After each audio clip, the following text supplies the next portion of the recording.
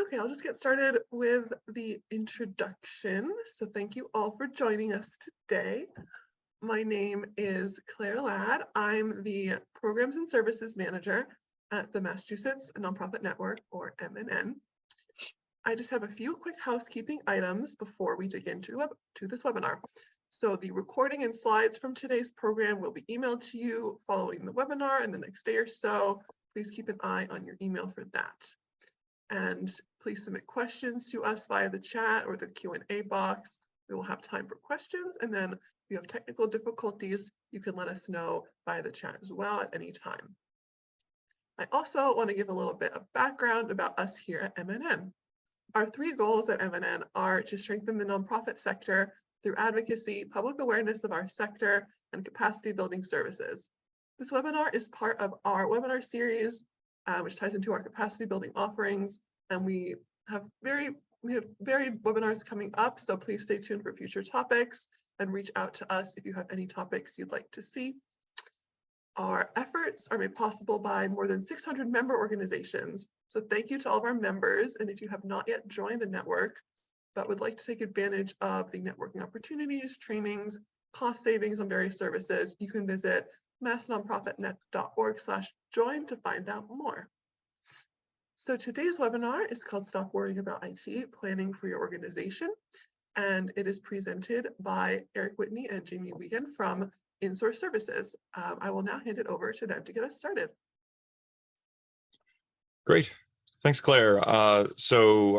Just quick, a little bit more background on myself and Jami, and then we'll dive right into it and make the most of everybody's hour.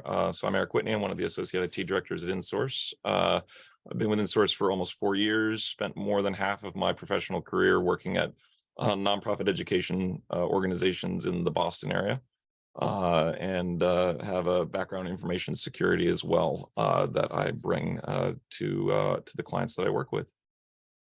Jami, if you want to go. Sure.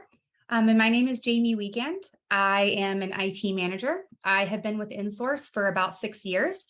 Started off working in IT support and have been in management for about 4 years. I work mostly in the nonprofit sector and in charter schools, really heavily in IT operations for a lot of charter schools in the greater Boston area. My background is actually in education, but have been working in IT now for about 6 years, the same amount of time that I have been at Insource. Great. And as we get started here, it can be helpful if people want to put in the chat what your position is at your organization, what perspective you're bringing, and we can keep an eye on that and may call out some things more tailored to the audience we have today. All right, and so a little bit more about our company, Insource. So we are a 30-year-old finance, HR, and IT consulting firm based in Massachusetts. We're in the Wellesley area, but we have clients nationwide. We range from nonprofits, for-profits, charter schools, healthcare centers, and more. The list is always growing on what type of clients we service. We believe that at Insource, HR, finance, and IT start with people.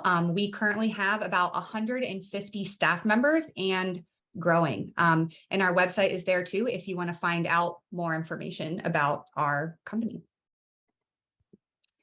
A little bit about what we do as well. We have full department outsourcing, generally part-time and long-term, but also have a la carte services as needed.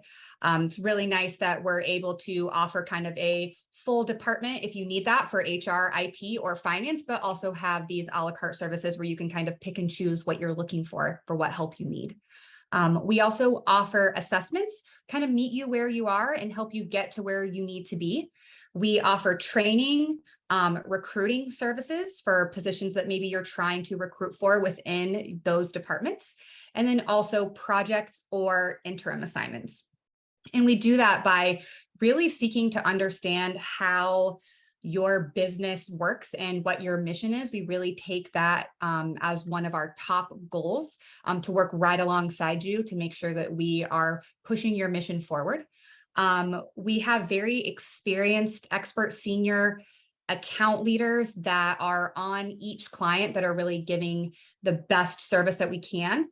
For our client teams, work is performed at the most cost-effective and appropriate expertise level. So we're working in different teams that have different levels of staff on each of those teams. For example, in IT, we've got a director, a manager, engineer, support. We're really making sure to cover all of those bases. And again, as I mentioned, we have about over 150 employees actually nationwide. As we've grown, we've started to actually hire staff members in different states. And I think maybe even someone in a different country right now. So that's pretty great. All right.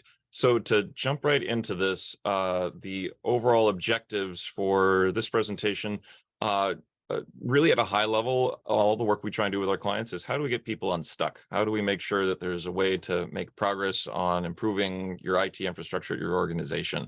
So this is a presentation very specifically designed to help connect with those who may have varying levels of IT expertise. Sometimes small organizations don't have a dedicated IT person. So we're going to be walking through some key concepts around the various parts of what makes up IT at an organization, and try and equip you with some prompting questions that will help you poke at how your organization's currently set up, where there might be some places to probe and learn a little bit more, and what some overall strategies will be to help address common issues. I think it was also mentioned this whole slide deck will be made available to you. So as a handout, it also serves as that. So the way we're approaching this is from sort of the approach of thinking about a patient. So when we think about IT, here's all the areas that we're going to be touching on briefly in the next hour. You can divide these up in different ways, but this just breaks down all the possibilities of what IT means. And so we'll be talking about hardware, so that's the physical stuff that staff have, or maybe some things in your office. Software, both the local stuff that is installed and things that would be web accessible. Inventory management of all of that stuff. Capacity. Do you have enough bandwidth to tackle your IT issues? On-prem, which is less and less a thing, but if you do have an office and you have infrastructure there, what's that looking like? Onboarding and offboarding for staff coming and going, and making sure you are effectively spinning up resources and properly shutting them down. Security, which technically could apply to all these topics, but also worth calling out as its own item. Communication tools, how your staff collaborate together, and documentation and policies, which underpins, again, most of these topics, and making sure you've got the right stuff in place. So for those areas we're going to be talking through, and really what we're going to be speaking about as the remediation would be IT planning. And so how, if you are proactive and getting ahead of problems, asking the kinds of questions that we're raising in this, that can help you avoid crises and disasters, as long as you are collecting that information ahead of time before a pinch point strikes. So the next slides are going to be in the format of speaking of some symptoms, with the bet that many of these will resonate with you in the audience, and then going to what's the relief for that. And we will be now walking through those topics together. I would also say, as we're going, you should have the Q&A panel as part of this webinar. Pop questions in there at any time. We're going to try and save some time at the end as well, but questions are welcome. Thanks, Eric. So I'm going to go ahead and kick it off with our first category, and that is hardware. As Eric mentioned, each slide is going to go through maybe symptoms of hardware issues that you might be hearing kind of popping up in your organization, the little whispers that you're hearing in the back of your head, for each category. And as we go through each one, there will then be a relief to that slide, or to the previous slide where the symptoms are, that we're going to go through together. So I'm going to kick it off with hardware. Hardware in this sense can be anything ranging from devices provided to and used directly by your staff, such as desktops, laptops, tablets, iPads, printers, copiers, cell phones, desk phones, but this is also networking equipment too. Anything that you have in that network closet around the corner that maybe you haven't opened in a while, you're not really sure what's in there. Your network switches that provide your internet, your firewalls, your access points, that all of that can kind of be enveloped within hardware. And so when you have the right hardware for your organization is simply going to operate at a higher level of efficiency in general. So if you're hearing some of these symptoms, we might be able to offer you a little bit of advice and relief. So maybe you're hearing that staff struggle with day-to-day tasks due to hardware efficiencies. Maybe you're looking around at all those hardwares that I mentioned, and you see that staff have different models of computers. Some of them have warranties, some of them don't. Some computers are brand new, while others are, 5 to 6 years old. You're noticing that, the years of how long you've kept this technology around differ.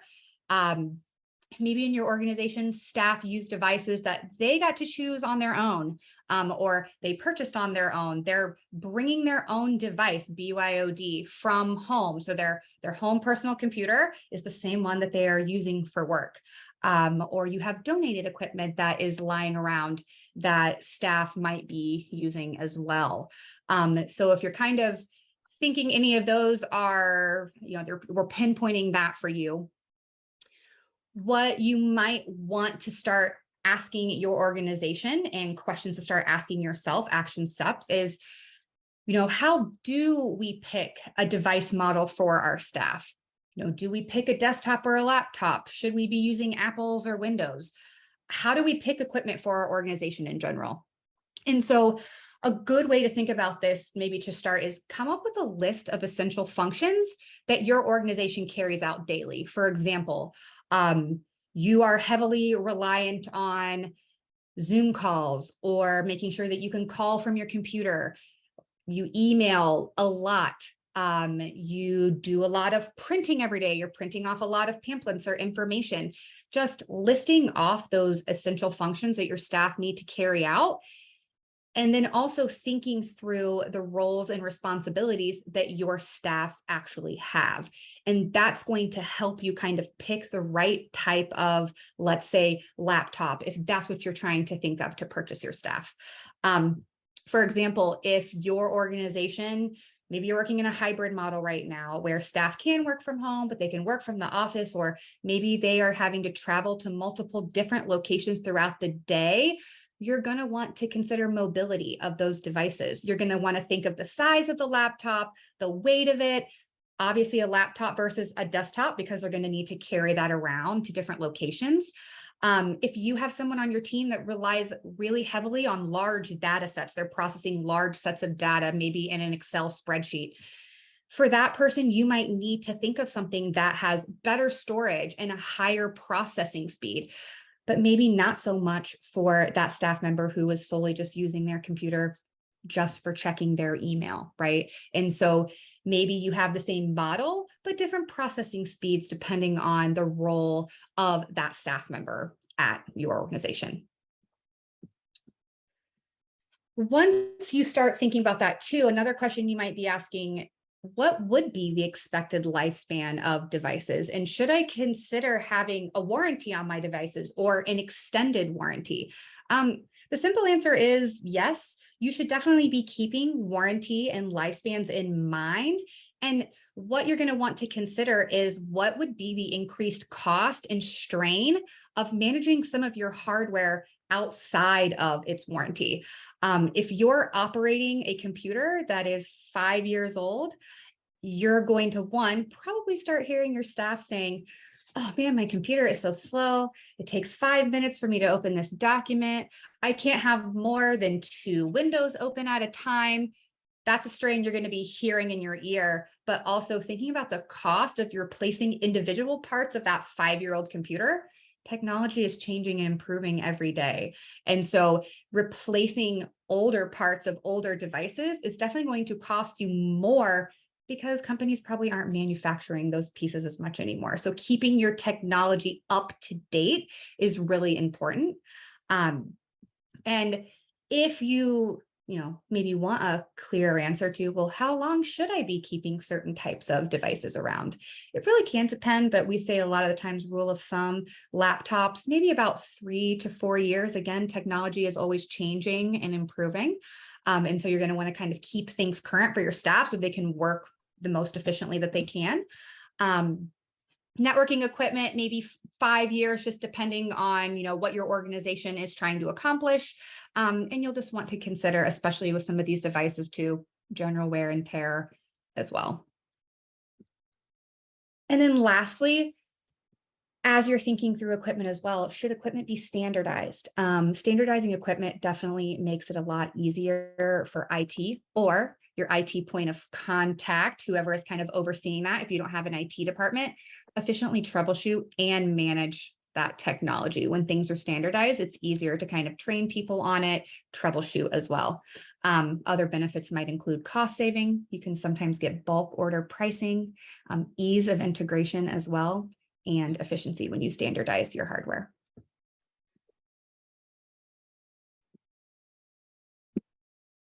Moving on to software. Software symptoms that you might be hearing. You're hearing different teams using different products for the same purpose. Staff are buying software on their own, and maybe overall software cost and inventory is unknown. And as you can see by this graphic, you need a simple e-signature, but different departments are all using different software, same purpose, but there are so many different softwares that they are using that things could start to become confusing. Managing software is a really big challenge, but if you're looking for some relief, think about just what software staff are currently using. Consider creating an inventory of your software just by sending out a simple survey to your staff members. What are they using and what is it for? If it's an option, some of them have a centralized platform where you can see all of your licensing and information, but if not, you can also put it into a simple spreadsheet just to keep tabs on. And also consider implementing an approval process so that you actually are aware what software you have. Are staff actually using the software that's assigned to them? Are the proper staff assigned? Sometimes software is just assigned to every single staff member. Maybe make, again, a list of staff roles and responsibilities so that you know how to properly assign software to staff.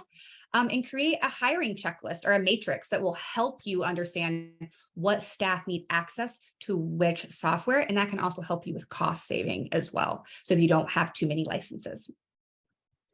And then thinking, where can you consolidate software to gain efficiencies? The less software you have, the less you have to train staff on and manage. Granted, training is a great thing. Software is a great thing, but too much of it can really cause confusion about what staff are supposed to use, where they're supposed to go to get that software, and can also, again, like we said, increase your costs.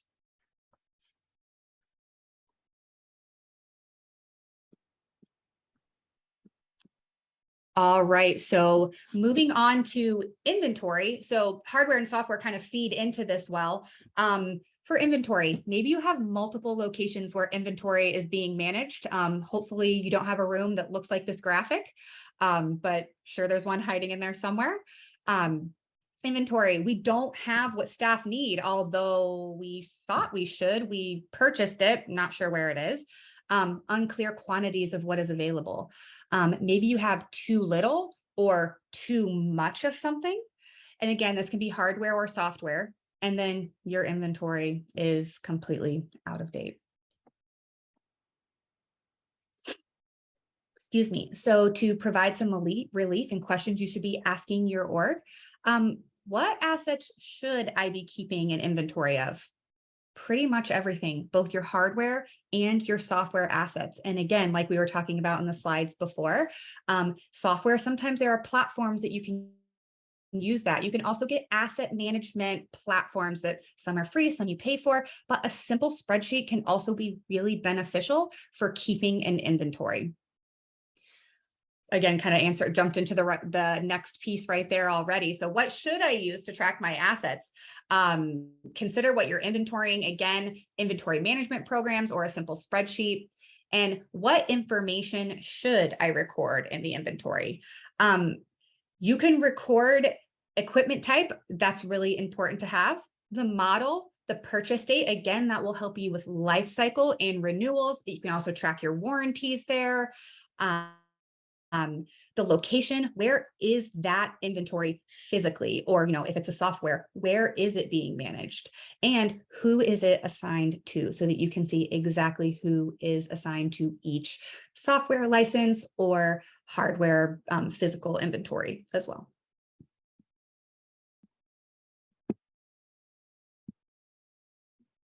All right, I'm moving going to go ahead and along. kick it off. To IT capacity. So now when we say IT capacity, how much capacity do you have in terms of people power to be dealing with the IT issues that your organization is facing? So symptoms of this, you may have situations where people don't feel they have resources or are unaware of the resources available to them. So they're solving tech issues on their own and not reaching out. Also, there may be a backlog of IT issues that go unresolved, and we would call that technical debt. If that builds up, you could be digging your organization into a hole that then means when you finally get caught up, there's going to be a lot of work to do. Also, if you do have IT staff, how are they spending their time? If they are constantly running around putting out fires, they aren't having the opportunity to think about long-term IT strategy. So that can also be a concern. If there's varying opinions of IT support, sometimes that might be the people who are getting the best IT service are the people who sit next to where IT sits, because a shout over a wall gets a response, but then those who are in a different floor or building don't get the same kind of experience. Also, a risk can be if IT is incentivized to keep costs as low as possible. Again, that does point to technical debt, and sometimes that can also create other issues of always choosing the cheapest path. If that's a capacity issue from dollars, you can also end up into a lot of technical debt that will require addressing in the future. So if that's sounding like you, here's some directions that you can poke at. One is obviously to frame the question, how much IT support does my organization need? That does require some digging, some asking. Never assume that radio silence means everything's working. So you may need to reach out to staff, conduct a survey. The other thing to be keeping in mind is when you're thinking about IT capacity, what are the different ways to meet that? You can do it by hiring full-time people. But I know there's at least some organizations on this call that if you have 5 people or 10 people even, hiring somebody fully for that's a huge jump. So can that be a partial part of somebody's job? For us, we work with small clients and we can dial up or down the number of hours you need appropriately, but making sure that need is met at the appropriate level. Another one would be how is IT seen? So this is a little bit of oftentimes IT may not be seen as a strategic partner. Sometimes we've seen the opinion of people saying like, yep, I just want IT to get out of the way. I never want to think about it. And if we're never thinking about IT, then we're missing opportunities of where there might be a problem an organization is facing. Those facing that problem may not even realize that technology can play a hand in streamlining that. So you want to make sure that you do have some ability where IT is connecting with teams, even just to hear how things are going, where technology may not even come up, but your IT voice can then have that light bulb moment of how they can help. And then also, what's your new hire IT onboarding look like? When you hire a new staff person, how are they being set up to understand how to get the IT support they need? Best to set those expectations from the start. Otherwise, with weak or non-existent IT training, people are learning habits, good or bad, from their peers. And then that can further exacerbate issues tied back to whether you have the right level of capacity. Moving along to, so on-prem or offices, great photo there of, we would definitely qualify that as a place that needs some improvement. Wires do not have to look like that. But thinking again of symptoms, if you have things on-prem, if you have computers, if you have servers in a closet somewhere, Do those ever go down? In this day and age, I would say any client that we work with that has on-prem equipment, we are always looking to eliminate it, but that may or may not be the case where you are today. So if you still have that stuff, are you having moments where your email is going down or other critical infrastructure in the office going down, which then freezes your staff in the office from doing any of their work? Or even if staff are remote, they could be unable to work if they are reliant on a database running on a computer box in your office. If you have a lot of staff complaints about how they access files, again, less and less of this, but it's still out there. If your staff are needing to use a VPN, VPNs by their nature are definitely secure, but can be frustrating. One overarching thing, and Jami mentioned this about laptops versus desktops, people come in with sort of expectations of how easy it should be to work. People having personal Google accounts, and I just pull up my email and it's there, and my files are just right there in the browser. If you're having to tell staff, well, you got to connect to this VPN, and if the VPN connection drops, you lose connection to your files, and it's unreliable, that just increases frustration.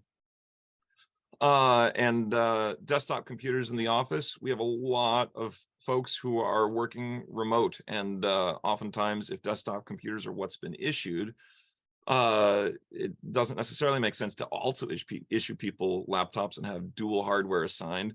But when people get frustrated with that, they may very well be turning to personal laptops, which also can be a challenge. Personal laptops, personal Google accounts. Again, if the VPN is too frustrating, they're going to start saving their files wherever is easiest for them because they are committed to getting their job done. So moving on to the relief, thinking about this, is your organization meeting modern expectations of a work from anywhere philosophy? That does not apply to all roles, understandably, but particularly for administrative positions in organizations, there will always be, post-COVID now, always be a healthy demand or ask for that. And do your resources match that flexibility? Also, cloud-based solutions, are they cost-effective for you?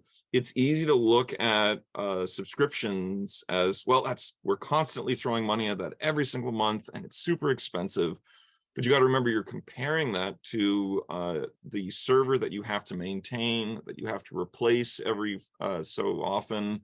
That makes for large capital expenditures. You also think through all the other parts that you are outsourcing to that subscription, the hardware maintenance, warranties, the uptime, the security patching, that's all being taken care of by those subscriptions that you pay. And if your organization is rapidly growing, that's worth considering as well. Cloud-based solutions are far more easily scalable than on-prem solutions, which then would be, well, we've got enough more people now, we got to buy the next piece of hardware.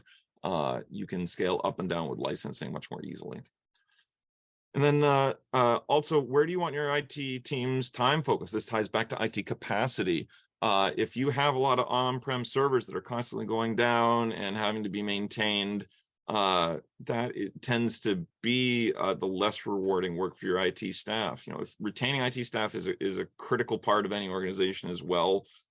So where would they be more interested in engaging? Most people that you hire in IT are wanting to be working with the technologies that are the current standard out there. So to continue to have to maintain old servers, that's less of the exciting part of IT, and something that somebody might enjoy as a project to phase out. All right, back to you, Jami. All right. Excuse me. All right. So we're going to go ahead and move on to onboarding and offboarding.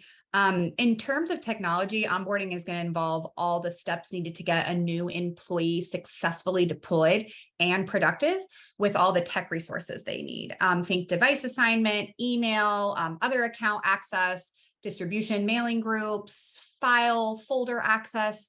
And then kind of the reverse of that when we talk about offboarding is separating the employee from all of those resources that we just mentioned.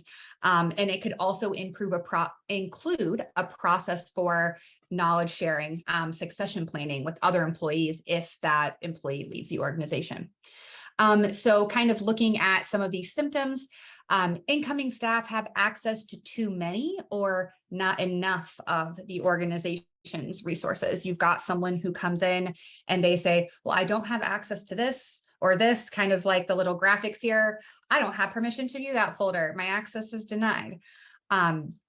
Or they have access to everything and they're digging into maybe HR files that they shouldn't see, or all of operation stuff, and they don't work in operations. And again, not only could that be a security issue, but also just really overwhelming to that person who is starting, that it's just too much information.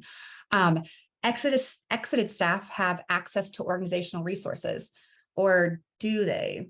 You know, you're questioning that. You're not sure if all of their access was pulled when they left. Maybe they still have it. They've been gone from the organization for months, but you're seeing that they still have access to their email or some of these resources. You know, there's questions of that, you know, making sure that they get that access removed. Or really, you're unsure of what resources staff should have access to. It could be inconsistent. You've got multiple people starting in the same department, similar positions, but one has access to one thing, the other doesn't. You're not sure. It's inconsistent each time. And so people who are coming into your organization have inconsistencies with what they can access, which again, can just cause confusion. So some areas to kind of provide relief here and questions. How do we make an onboarding checklist?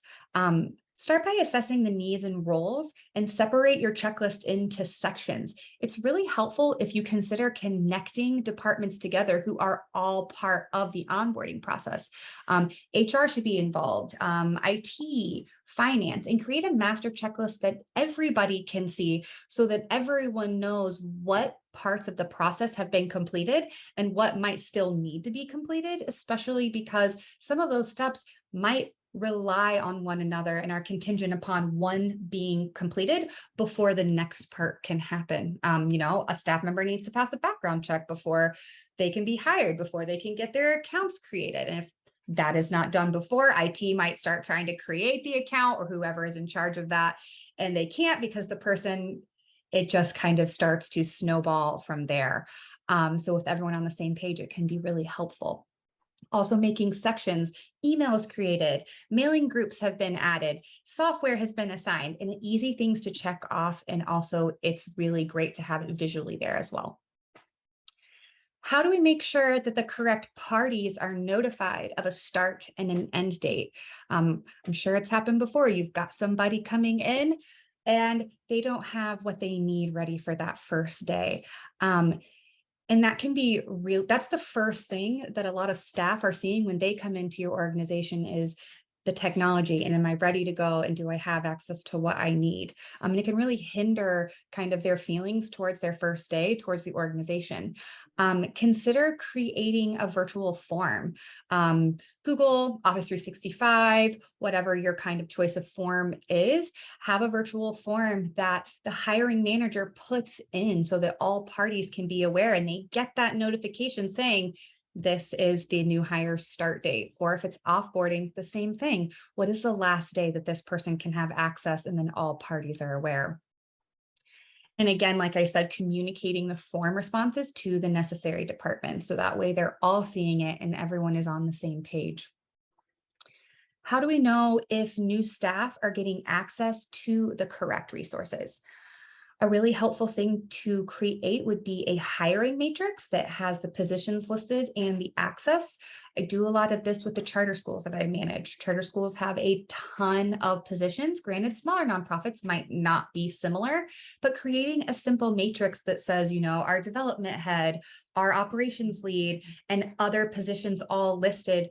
And then you've got that in your rows, and on your columns, you say mailing groups, file access, software, and any other kind of areas that you know that those positions are going to need. And you're putting all of that into a spreadsheet so that when someone comes in that position or someone leaves, you know exactly what to pull off. But if someone starts, you know exactly what to add them back to, and you're not questioning, what did the last person have in this position because I've already taken them all off and now I can't remember what was there to put them back on. So having that hiring matrix there and something for you to be able to reference can be really helpful so that there aren't questions, and share that matrix with the departments that you are working with so that they are also aware of what each new person is going to need and what they're going to need to be added to. Because if you're trying to do it on your own, you might miss a few things. And that's how we kind of work within the IT department also,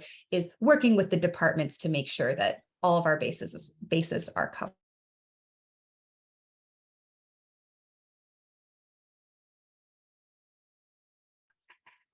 All right, so information security. This is something that needs no introduction as far as it continues to be an ever-growing concern. And a headline that I always share is it doesn't matter how big or small your organization is at this point. The mindset of, well, we're just 5 people, nobody's going to be targeting us. A lot of the attempts to compromise organizations are automated. They don't care how big or small you are. They're looking for the human factor, and that's the weakness that a lot of us have to be thinking about. So some things that happen quite a bit out in the world these days are phishing. Spear phishing is called out here. That's where there is an even more targeted attempt of somebody to pretend to be, say, the executive director and emailing somebody else asking them for a favor, a wire transfer, buying gift cards. It is easy for us to be like, oh, that would never happen to me. And we've seen it all happen before. And I've worked with organizations to help them beef up their security after an incident has happened, such as that. Information security also covers non-digital stuff. It's good to remind yourself of, so HR paper records, where are those kept? Are they kept locked away? The IT closet, is that locked? Can anybody just open that up and unplug things, take equipment? Where do you keep spare laptops? Are they piled up in a corner in a conference room, or are they actually somewhere secure so that they don't go walking? One step farther than that, if you've got a pile of laptops in a corner, are those hard drives encrypted? Because then it's both the laptop can easily disappear along with your ability to protect your own data. And when staff depart your org, that's always a critical spot to be scrutinizing of, are we properly closing all the doors? To make sure that somebody's access is cut off. There's ways we can improve that, but one thing that also can be a concern is, do you have shared passwords? In a perfect world, we don't ever share passwords. In reality, smaller orgs, it happens more frequently. Even larger orgs, there may be exceptions to this, but you have to remember that person who just left your organization, if you didn't rotate the password on that shared account, they can still log in and continue to do things. So being mindful of that being a step in your offboarding. So thinking about that as a potential risk as well. As far as relief goes, one thing would be education of everybody at your organization. I think it's very easy for people to think, oh, information security, IT worries about that. Or Bob on our team, he's the one who wears the IT hat. He's the one dealing with that. And the reality is proper protecting of your organization's data is everybody's responsibility. And that is a bit of a mindset shift that sometimes needs to happen to make sure everybody understands that each of them has access to the organization's data, and therefore each person needs to be vigilant and aware. Information security awareness training is a very standard thing now that should happen at all organizations, but something to check. Are you training your staff on anything? Are you doing automated phishing testing? So, an email going out every couple of weeks, trying to trick them, trying to get them to click that link, but giving them the way that they can report that and get a gold star for doing the right thing. You didn't click the link, you let the right person know. You need to be practicing those skills with your staff constantly, and that can really reduce your security risk profile. What is the right level of security for organization? That really depends on the kind of work you do. What kind of data do you have? Do you work with student data? Do you work with health information for patients? There's a lot of different standards out there. There are also state requirements, but you need to start with knowing like what applies to us. And if you don't know, engaging with somebody who can help give you that guidance. Adequate backups of data. I think it is easy for people to think, oh, well, my files sync from my Google account to my laptop, so they are backed up. And the challenge is to explain how there is a difference between redundancy and true backup. So if the scenario would be, is there a way for somebody to delete a file in such a way that you could never recover it? If that is true, you don't have backups. Also thinking through of if you throw something in the trash for Google or Microsoft, you have 30 days before it's permanently gone. If you have data that perhaps was deleted, but you might need beyond that 30 days, then that would be a situation where you need a backup. You can't just rely on the defaults of the platform you're using. Slightly more advanced, but also applies to any size organization. Mobile device management is something that allows people to use personal devices to access your organization's data and still maintain control. So the most common situation for this is people using their personal cell phones, and they've loaded their organization's account onto their personal cell phone to access email, to access files. If they're doing that and you don't have mobile device management in place, you have no way to control what's happening with that information. That's the equivalent of them using a personal laptop, saving files wherever they please. You don't have an easy way to revoke access necessarily either. So if somebody leaves an organization, that data can still be hanging around on their personal device beyond their departure from your org. Cloud access security broker is a fancy term just to indicate that there's technologies that can monitor behavior to see what staff are doing and help course correct that. We all can easily accidentally overshare a critical file.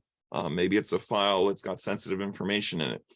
Cloud access security broker software can help detect those kinds of sharings and even automatically take remediation steps. So for the purposes of today, just an awareness of these kinds of tools and how they do now scale down to even benefit the smallest of organizations. You can get the number of licenses that are appropriate for your size org and get the benefits of further protecting your organization's data.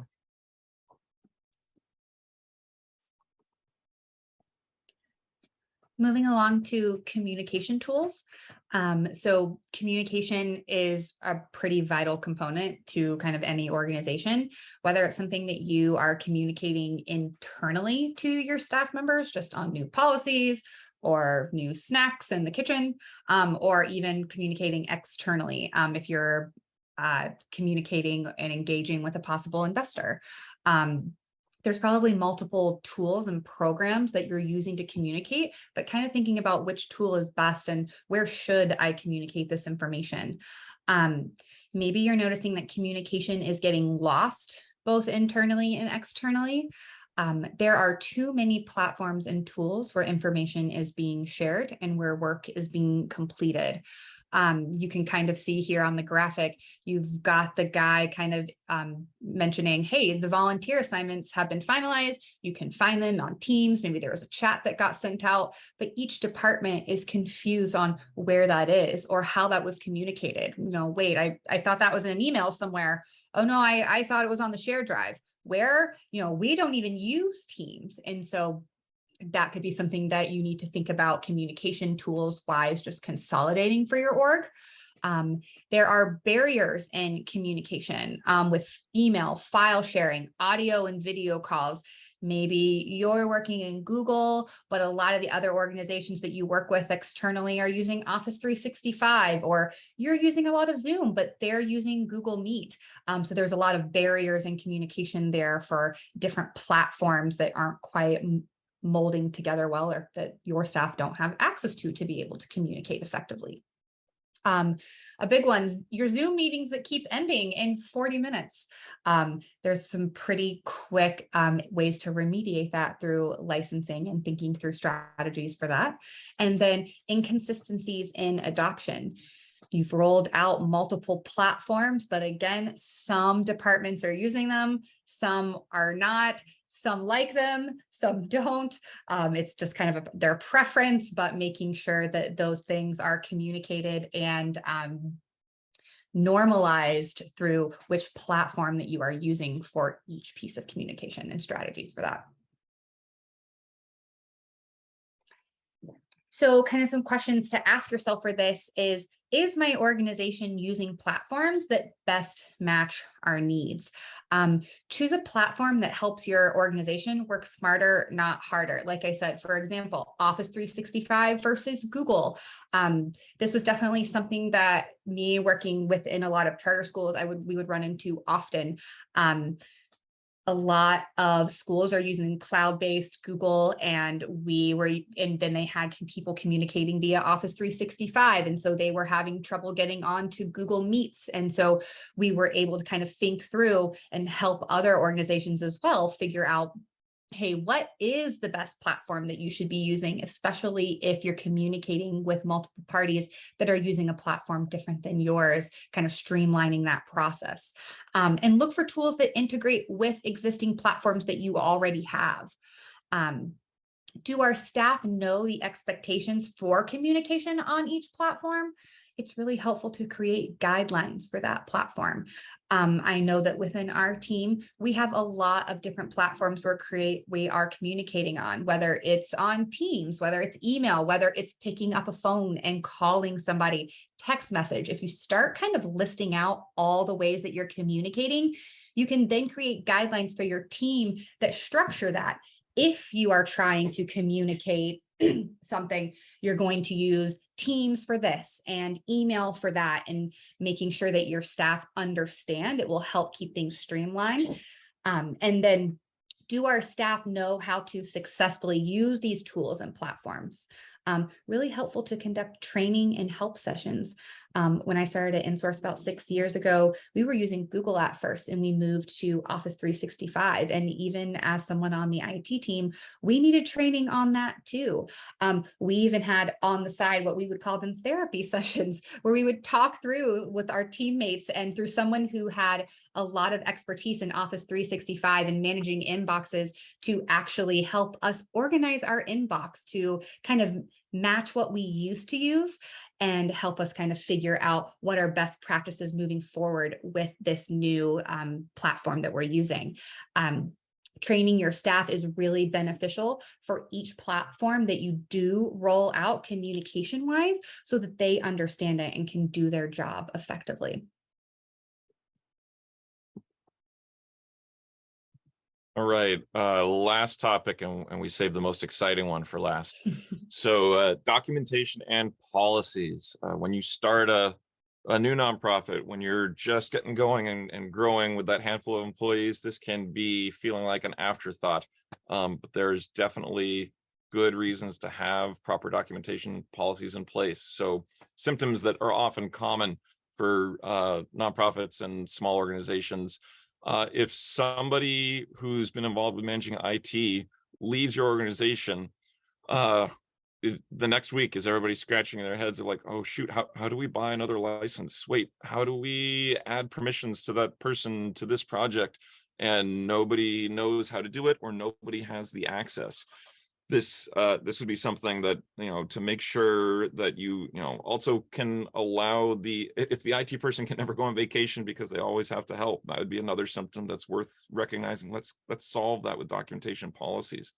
Another thing would be if a change gets made that has a negative ripple effect in particular. So say same thing, somebody leaves the organization, their account gets disabled or deleted, and as soon as somebody clicks that delete button, suddenly another platform stops working or shuts down because people were unaware of the integrations that were tied to that person's account.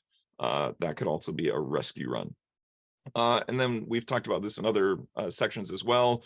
But if people are saving files to different platforms and locations, using personal laptops, personal Google and Microsoft accounts, at the end of the day, you have to recognize your staff are trying to do the best job they can. So if they aren't given direction on, this is the place where we all are saving things locally and collaborating, and this is where the backups will kick in and protect your data, people are going to put things wherever is easiest for them. So that can be another symptom to be keeping an eye out for. So cutting through this, are your IT systems documented? The vacation test is an easy one to be theoretical of. If so-and-so person is gone next week or out for a couple of weeks, would we be able to survive? staff departures could happen suddenly, so you can't necessarily assume, well, while that person's away, nobody's going to leave the org. Make sure you've got those steps documented. If somebody were to win the lottery, I think that's the updated, we don't like to be hit by buses anymore. How would that go? Do you have a how-to guide, not just for staff facing infrastructure, but the stuff that would be behind the scenes? Change management would be the next key thing to call out. If you have somebody who logs into your Google admin account and it's like, oh, let's just flip this setting because of these reasons, and they do so, and then a year later you have a different person managing that and they see the same setting, they're like, oh, why is it set like that? Let's flip it the other way. That second person may not be benefiting from the thought process that went into why that setting was put in its current state in the first place. So change management is the solution for that, where, and again, you don't have to go rocket science, but are we tracking changes we make in our platforms, and a quick note as to why I flip this security setting on. For example, MFA, we've seen this happen. Somebody is like, security is important, let's enable MFA and work with staff so that multi-factor authentication is in place. And then a year later, somebody comes in and they're like, oh, MFA annoys me, I'm just going to turn that off. And suddenly we've dramatically increased security risk. Do you have an acceptable use policy? So this is basically saying, you know, like, what are you allowed to, not allowed to do on your work laptops or on your personal laptops? What is that guidance to make sure people understand, hey, you know what, it's really not acceptable for the head of HR to be saving all of their HR files on their personal laptop. That's actually a pretty big security risk. If the policies don't exist, nobody's really breaking any rules. So that's where you want to make sure you have policies in place, and that you also, they aren't just policies that exist, but nobody knows about them. You have to make sure you have a process for, oh, welcome to the organization. Make sure you read through and acknowledge these policies. So some way of tracking that they've signed off and are planning to adhere to those policies. If you are updating your policies, do you have a process to revisit that with staff, you know, as part of an employee handbook being updated, or additional policies that go along with that? So at the end of the day, if you write your policies well, they also shouldn't need too much constant adjustment. A policy document can be written at a higher level that then only requires minor tweaks here and there. But having one in the first place to help guide staff and remind them on proper behavior and procedures is critical. So I think with that, we hit through all the 9 topics in our patient that we had up earlier. So we're hoping that with the walking through symptoms that might resonate with some of you, and then what are those probing questions that you can bring back to your organization? These are things that either each of you can ask, or you can engage with others at your organization to start that next level of investigation, to start contributing to improved IT planning, and hopefully stay ahead of problems and continue to let your IT mature as your organization does. So I think with that, we've got 7 minutes left on the clock. If there's any questions people want to raise, I believe you can put them into the question and answer box, and we'd be happy to speak to them. And while people are maybe thinking of questions, I think it's also easy for people to think of, I'll take this presentation with these questions and we're going to go through all of them and great, and we're done. The idea being for your IT planning, it's an ongoing process. So this might be a kickoff conversation as presented by some of the prompting questions we provide. There are questions that should be revisited on an established cadence. Some of these things can be annual, some of these might be every 3 months, depending. But to make sure that you recognize IT is never a one and done situation. There's always new technologies coming out, updates to software, new training that has to happen, new security risks that emerge as trends that need to be responded to. So this would be something that we would hope that people recognize that they can adopt and make it an ongoing part of managing their organization effectively. And maybe I'll just check with Claire. Claire, I think we've got the question and answer box up. So if we don't see anything popping up there, then I think we're we're good. Yeah, if no one has questions, then we can be finished. And thank you to the presenters for sharing this great information. And to all the attendees, thank you for attending. We will be sending out a link to the slides. We did just actually get a question in from Carolyn. I don't know if you guys see that. I just saw it pop up. So Carolyn was asking about, they would like to implement some standardization of where documents are stored at her organization. There's Google Drive, there's some servers, and unsure of where to start. So I think in that case, it would be looking at where are all the different places files currently are, and then determining if one of those meets all organizational needs. Oftentimes, and what I would guess from your situation, Carolyn, a lot of places had a file server. Then technologies like Google came along that made it really easy to work online, and people just started to trend that way. There was never messaging or anything, but more and more stuff is now in Google, and nobody ever got around to turning off that file server. So now you're in a little bit of a split world. So some of this would be raising this as, hey, you know what, maybe it's time that we consolidate. To consolidate properly would be thinking through which of the platforms we have are currently best meeting our needs, and are they actually meeting all our needs? Do we have to look at a different kind of a solution? Generally speaking, Microsoft and Google, their native file managing platforms, one of those would be the best place to go, would be my guess. And if you have anything referred to as a server, that likely doesn't have the same flexibility and features. So I think it would be a matter of raising what are the pain points to get people bought into consolidating. Would be to have them all get on board with recognizing, like, this is frustrating. We're not quite sure where things are. You know, I have to check doubly for everything. Somebody being hired new, they're not even, some people might not even be aware of the old file server because all they're working with is on the new. And that just simplifies your infrastructure. So I would say, starting a conversation to see where else people may be feeling similar pain, and recognizing there's efficiency gains to be had. Okay. Oh, thanks, Jami.